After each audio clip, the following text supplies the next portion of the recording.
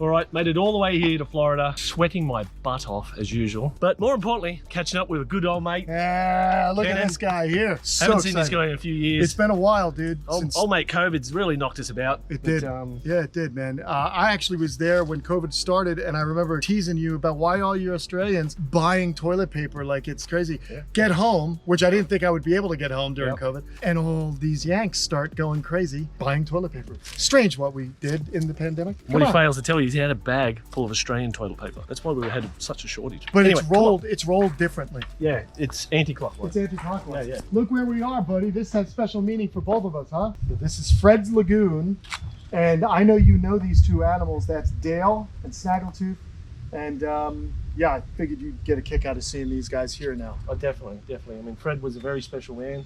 I mean, we had the opportunity to meet Fred multiple times, and always opened his heart and his home.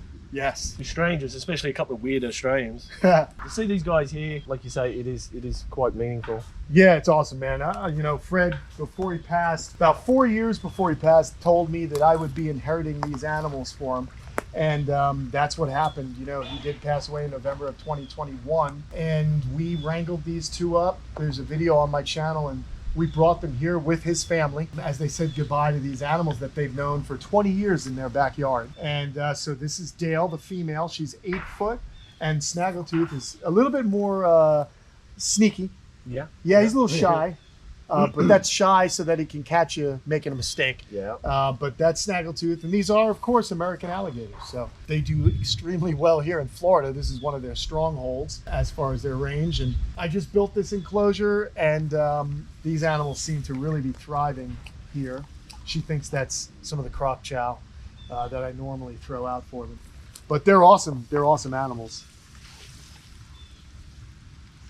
Not as exciting as a saltwater crocodile, but still impressive. Very impressive animal. It's not bad to have some calm, relaxed animals, so you're not constantly running for your life, right? This is true. Yeah. Although I did recently come in here, we filmed a video and I was weed whacking, and he came flying out at me. So every once in a while, it's, you know, just like any animal, don't let your guard down. I mean, generally they are not man eaters, although a large, you know, an 8 foot gator that big is definitely capable of killing you.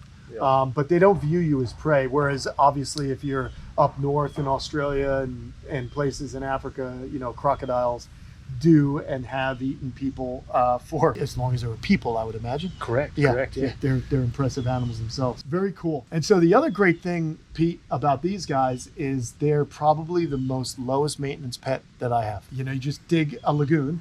They've got their cypress. You know, the water table here fluctuates. Right now we haven't had a proper rain in about a week, so you could see the water level drops. But during the high water season, the water is all up here.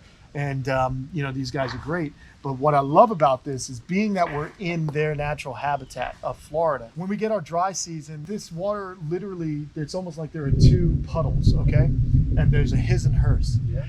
But he is 12 foot and he is completely obscured in the shallowest water. It's incredible.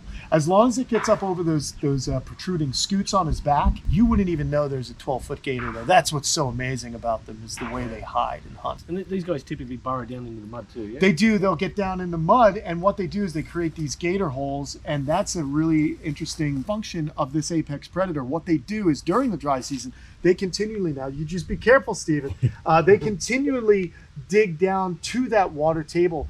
And what they're doing is they're providing habitat for fish, wading birds, turtles. You know, that's incredible in itself. But as a reward for doing all that hard work, all their food comes to them. That's right. So it's pretty amazing. They do play an incredible role in their range, you know, as a regulator and as keeping other animals alive. But then when they lay those eggs, and the mama incubates those eggs in a mound, when they hatch, most of the babies go back into the food chain. Yep. So it's a trade-off. And then the ones that get big enough become these monsters. The apex predator, man. They just get to be the top dog here in the southeastern United States. So it's great animals, man. Great animals. I mean, knowing the history and the story of these guys and where they've come from, I can tell you now, Kenan, Fred would be absolutely proud. Oh, I'm stoked, man. I'm sure the family loved these guys, and they did. They're still connected, and that's pretty cool. For me, knowing Fred and seeing these animals with Fred, seeing Fred interact with these animals, and now to be here with you, Yeah. I'm going to say he's absolutely proud. Well, we named this Fred's Lagoon because we loved him so much. And the other great thing is the family does come and visit them. So I've had Brooke, his granddaughter, and Heidi, his daughter. They come over and whenever they want. I'm happy to share that memory of Fred. Yeah, that's beautiful. Well, I hope you guys enjoyed today's show. If you haven't already, make sure you check out Kenan. Thank you. Until next time, guys, thanks for watching CrittaCam. See you later.